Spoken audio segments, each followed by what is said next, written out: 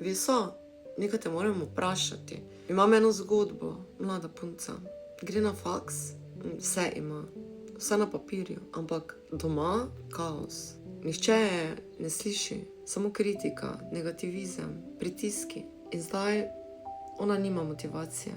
Hoče pustiti faks, pa ji rečejo, če boš to naredila, nisi nič. Odpovemo se ti. Kaj se tukaj sploh dogaja? Klasika. Imaš vse, razen sebe. Da ne hecaj se, no, to je resno. Sem resen, samo vi ljudje radi zapakirate travmo v ima vse. Poslušaj, če bi to razlagal en dober psihoterapeut, bi ti rekel nekaj zelo neprijetnega. Prvič, ta punca ni brez motivacije. Drugič, ta punca je čustveno izčrpana. Razlika? Ogromna. Brez motivacije pomeni ne da se mi.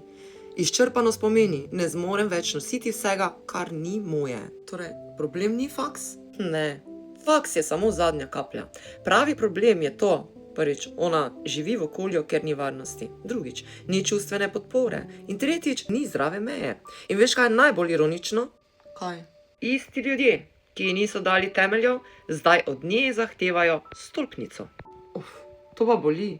Seveda, resnica nima filtra. Veš, kaj bi še rekel terapeut? Ko otrok ni slišan, začne dvomiti vase. Ko ni zaščiten, razvije strah. Ko ni meja, ne ve, kdo sploh je. In potem pride faks in vsi pričakujejo. Zdaj pa bodi odrasla, samozavestna, uspešna. Ampak oni pravijo, da ji nič ne manjka. Ja, materialno, ampak čustveno. To je, kot da rečeš, saj ima avto, kaj pa če nima motorja? Ti si res nemogoč. Hvala, to je moj čar. Ampak greva naprej. Ko ji rečejo, če pustiš faks, nisi nič. Veš, kaj to v resnici pomeni? Kaj? Mi ne prenesemo tvoje svobode. Kako to misliš?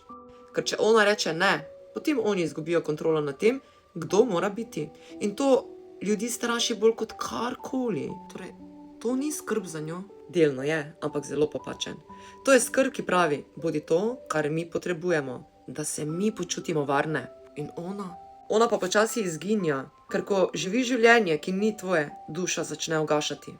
Zato nima motivacije? Točno to. Motivacija ne pride iz pritiska, motivacija pride iz smisla. Kaj bi torej svetoval en tak res dober terapeut? 3 stvari in to zelo jasno.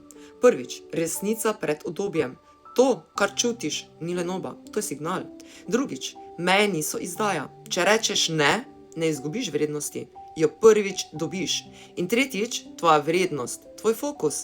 Ti nisi diploma, ti si človek. Ampak tukaj je še vedno strah, da jo bodo zavrgli. To je največji strah vsakega otroka, tudi odraslega. Če bom jaz, me bodo zapustili. Ampak veš, kaj je resnica? Če moraš biti nekdo drug, da te nekdo ljubi, potem to ni ljubezen, to je pogodba. Ta punca ne potrebuje več pritiska, potrebuje stik s sabo. In ja, mogoče to pomeni, da za nekaj časa ustavi faks. Mogoče pomeni, da najde svojo pot. Ampak ena stvar je pomembna. Katera? Da prvi v življenju ne izbere strahu, ampak sebe. In če se zmoti? Tukaj na zemlji se vsi učite preko napak, a ne? Ampak veš, kaj je edina prava napaka? Kaj? Da živiš življenje, ki ni tvoje. Samo zato, da te drugi ne bi zapustili.